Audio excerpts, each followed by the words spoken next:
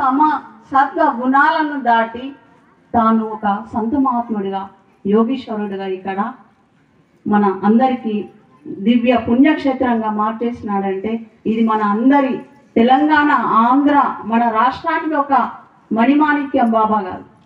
ఎందుకంటే షిరిడీలో సాయిబాబా గారు సమాధయ్యారు, మహారాష్ట్ర వాళ్ళకు షిరిడీ సాయిబాబా. గజానన్ బాబా అక్కడ తిరుపతిలో ఒక మహాత్ముడు ఉండొచ్చు ఆనాడు.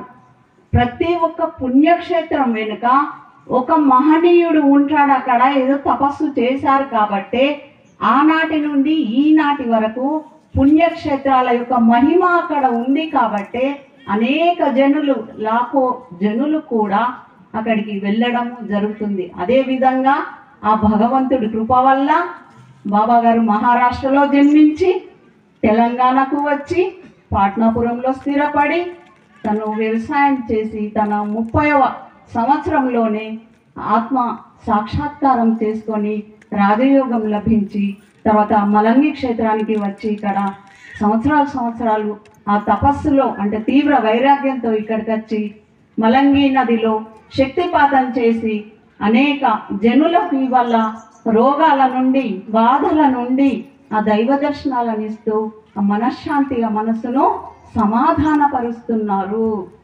ఎన్నో టెన్షన్లు ఉన్నాయి ఈరోజు. ఎన్ని టెన్షన్లు తెలుసా మనిషికి?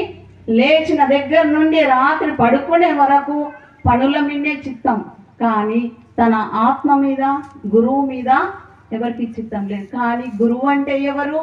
మహాత్ముడు ఎలా ఉంటారు? సంతులు అంటే ఎవరు? ఈరోజు మనకు బాబా గారు వివరంగా మనకు అనుభవాల ద్వారా దర్శనం ద్వారా ప్రతి ఒక్కళ్ళకు కలిగించారు. లేకపోతే మనమందరం కూడా పూజలలోనే వెళ్ళిపోతుంటుంది. కానీ ఆ పూజల నుండి కర్మకాండాల నుండి మనల్ని బాబా గారు దయ వల్ల మనము ఏనాటి ఆత్మల ఆ బంధుత్వమో బాబా గారికి ఆ పరమాత్మ కానీ ఈనాడు అందులోకి వెళ్ళి ఆ లోయలోకి వెళ్ళి మనల్ని తీసుకొచ్చింది ఇక్కడికి. అలాగే బాబా గారు ఇక్కడ దామోజీకి మేము ఇట్లానే వచ్చినాము, బాబా గారు అక్కడ కూర్చున్నారు, మేము ఇక్కడ ధ్యానంలో కూర్చున్నాము. ఆ ధ్యానంలో గజ్జల శబ్దము ఇట్లా